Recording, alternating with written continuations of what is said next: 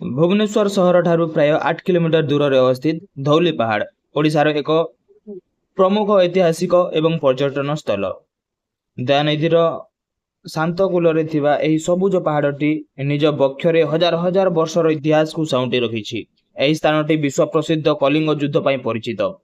यह सम्राट अशोक जीवन गति पथ बदलाई देथिला। आज यह विश्ववासी शांति एवं अहिंसार एक प्रतीक भाव ठिया होइछि। ख्रीष्टपूर्व 261 धौली पहाड़ पाददेश भयंकर कलिंग युद्ध संगठित होइथिला।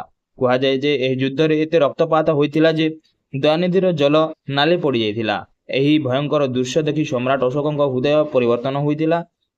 से युद्ध त्याग करी शांतिर पथ बाछिथिले एवं बौद्ध धर्म ग्रहण करथिले। एही घटना पर से चंडाशोकरु धर्माशोकरे परिणत होइथिले, जहा धौलीर माटी को पवित्र कर देइछि। धौली पहाड़ उपरे धला रंगर भव्य शांति स्तूप बा पीस पागोड़ा अवस्थित। 1972 मसीह जापान बुद्ध संघ एवं ओडिशा सरकार मिलित सहयोग यह निर्मित होइतिला। एही स्तूप भगवान बुद्धଙ୍କ जीवनर विभिन्न घटना को सूचाउथिबा सुंदर कलाकृति एवं मूर्तिमान रही। यार शीर्ष 5टी छत्री रही, जहाँ बौद्ध धर्मर 5टी मुख्य नीति को प्रतिफलित करे। दूररू यह धला गुंबुज समस्त को आकर्षित करिथाए। अशोकों प्राचीन शिलालेख। धौली पहाड़ पाददेश सम्राट अशोकों द्वारा खोदित शिलालेख गुड़िक ओडिशार सबुठारु पुरातन प्रत्नतात्विक संपद। यही प्राचीन पाली भाषा रे लिखित शासन आज्ञा गुड़िक अशोक निजर प्रजा मानकु संतान भली मन करिबा एवं शांतिपूर्ण शासनर मार्ग विषय उल्लेख करछन्ति। एही शिलालेख गुड़िक वर्तमान एक काचघर मध्य सुरक्षित रही, जहाँ पर्यटक मानकु 2000 वर्ष तलर इतिहास विषय ज्ञान प्रदान करे। अशोकों शिलालेख उपर भागरे शिलालेखर उपर भागरे खोदित एक हाथी मूर्ति देखा मिले। यह ओडिशार सबुठारु पुरातन प्रस्तर कला बोली कहुए। बौद्ध धर्म रे हाथी भगवान बुद्धंकर एक प्रतीक भाव विवेचित। पहाड़र संत पथर को काटी अति सूक्ष्म भाव निर्मित एही हाथी मूर्तिटी आज भी चतुर रही, जहाँ सही समयर कारीगर मानक उच्च कोटीर कला को प्रमाणित करे। धौली पहाड़ पाख दे बही जाउथिबा दयानिधि केवल एक नदी नुहे, बरं यह कलिंग युद्धर नीरव साक्षी। एही नदीर शांति जल राशि पहाड़र सौंदर्य को द्विगुणित करिथाए। धौली उपर दयानदीर दृश्य एवं यार आखपाखरे सबुज बनानी अत्यंत मनोरम। सूर्योदय एवं सूर्यास्त समय नदी कूल दृश्य पर्यटक मानकु एक आध्यात्मिक एवं प्राकृतिक शांति प्रदान करथाए। संध्या समय धौली पहाड़ रे आयोजित होतिबा लाइट एंड साउंड शो पर्यटक मानक पई एक प्रमुख आकर्षण। अत्याधुनिक लेजर प्रोजेक्शन माध्यम शांति स्तूपर कांथरे कलिंग युद्धर इतिहास एवं सम्राट अशोक हृदय परिवर्तन कहानी को जीवंत भाव परिदर्शन करा जाए। गंभीर शब्द एवं रंगीन आलोकर मिश्रण रे दर्शक माने अतीतर सही गौरवमय इतिहास भितर हजि जाती। ओडिया, हिंदी एवं इंग्राजी भाषा रे एही शोर सुविधा उपलब्ध रही।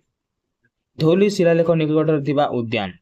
धौली पहाड़ पाददेश एवं शांति स्तूप को जीवा रास्ता रे सुंदर उद्यान बा पार्क निर्मित करा जायछि। पर्यटक मानक विश्राम पई एठारे सबुजिमा भरा परिवेश एवं बसिबा पई सुविधा रही। विभिन्न प्रकार रंगीन फूल गछ एवं शांति वातावरण जोगु परिवार और बंधु मानक सह समय बिताइबा पई यह एक उत्कृष्ट स्थान।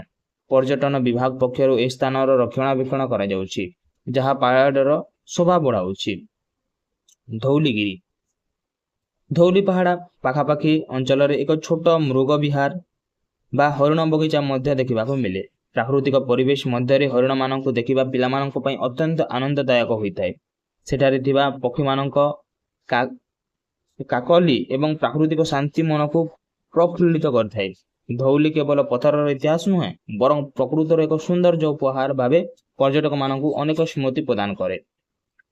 धौली पहाड़ केवल बौद्ध संस्कृति नुहे, बरं हिंदू धर्मर आध्यात्मिकता सह मध्य जड़ित।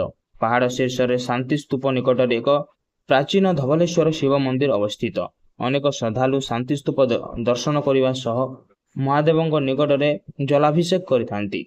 बौद्ध ଓ ଶୈବ ଧର୍ମର ଏହି ଅପୂର୍ବ ସଙ୍ଗମ ସ୍ଥଳଟି ଓଡ଼ିଶାର ସାଂସ୍କୃତିକ ଥିବା ସମନ୍ୱୟର ଏକ ସୁନ୍ଦର ଉଦାହରଣ। ଶିବରାତ୍ରି ସମୟରେ ଏଠାରେ ସ୍ଥାନୀୟ ଶ୍ରଦ୍ଧାଳୁଙ୍କ ବହୁତ ଭିଡ଼ ଦେଖିବାକୁ ମିଳେ। ଧଉଳି ପାହାଡ଼ ଉପରୁ ସାରା ଭୁବନେଶ୍ୱର ସହରର ଏକ ବିହଙ୍ଗମ ଦୃଶ୍ୟ ଉପଭୋଗ କରିହୁଏ। ଚାରିଆଡ଼େ ଥିବା ଶସ୍ୟ ଶ୍ୟାମଳ କ୍ଷେତ, ନଡ଼ିଆ ବଗିଚା ଏବଂ ଦୂରରେ ଦେଖାଯାଉଥିବା ସହରର ଉଚ୍ଚ ଅଟ୍ଟାଳିକା ଏବଂ ଚିତ୍ତାକର୍ଷକ ଦୃଶ୍ୟ ସୃଷ୍ଟି କରେ। ବିଶେଷ କରି ବର୍ଷା ଦିନେ ଏହି ଅଞ୍ଚଳଟି ସମ୍ପୂର୍ଣ୍ଣ ସବୁଜିମାରେ ଆଚ୍ଛାଦିତ ହୋଇଯାଏ, ଯାହା ଫଟୋଗ୍ରାଫରମାନଙ୍କ ପାଇଁ ଏକ ସ୍ୱର୍ଗ ସଦୃଶ। ପର୍ଯ୍ୟଟକମାନେ ଏଠାରେ ଠିଆ ହୋଇ ସହରର କୋଳାହଳରୁ ଦୂରରେ କିଛି ସମୟ ଶାନ୍ତିରେ ବିତାଇବାକୁ ଭଲ ପାଆନ୍ତି।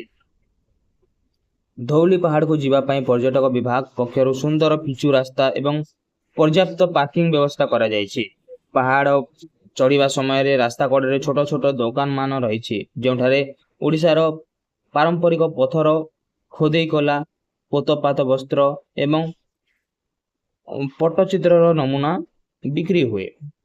ପର୍ଯ୍ୟଟକମାନେ ଏଠାରୁ ନିଜର ସ୍ମୃତି ପାଇଁ ବିଭିନ୍ନ ଶୋପିସ୍ ବା ହାତକାମ ସାମଗ୍ରୀ କିଣିଥାନ୍ତି। ଏହା ସହିତ ସ୍ଥାନୀୟ ଗାଇଡ୍ମାନେ ପର୍ଯ୍ୟଟକମାନଙ୍କୁ ଧଉଳିର ଇତିହାସ ବିଷୟରେ ରୋଚକ ତଥ୍ୟ ପ୍ରଦାନ କରିଥାନ୍ତି। ପ୍ରତିବର୍ଷ ଧଉଳି ପାହାଡ଼ ପାଦଦେଶରେ ବିଶ୍ୱ ପ୍ରସିଦ୍ଧ ଧଉଳି କଳିଙ୍ଗ ମହୋତ୍ସବ ଆୟୋଜିତ ହୁଏ। ଏହି ସାଂସ୍କୃତିକ ଉତ୍ସବରେ ଓଡ଼ିଶା ନୃତ୍ୟ ସହିତ ଭାରତର ବିଭିନ୍ନ ପ୍ରାନ୍ତର ସାହସିକ ସମର କଳା ପ୍ରଦର୍ଶିତ ହୁଏ। ଶାନ୍ତିସ୍ତୂପର ପୃଷ୍ଠଭୂମିର କଳାକାରମାନଙ୍କ ନୃତ୍ୟ, ଝଙ୍କାର ଓ ଆଲୋକର ସଜ୍ଜା ଏକ ଅପୂର୍ବ ପରିବେଶ ସୃଷ୍ଟି କରେ। ଏହା ଯୁଦ୍ଧରୁ ଶାନ୍ତି ଆଡ଼କୁ ମଣିଷର ଯାତ୍ରାକୁ କଳା ମାଧ୍ୟମରେ ଦର୍ଶାଏ, ଯାହାକୁ ଦେଖିବା ପାଇଁ ଦେଶ ବିଦେଶର ପର୍ଯ୍ୟଟକମାନେ ଛୁଟି ଆସନ୍ତି।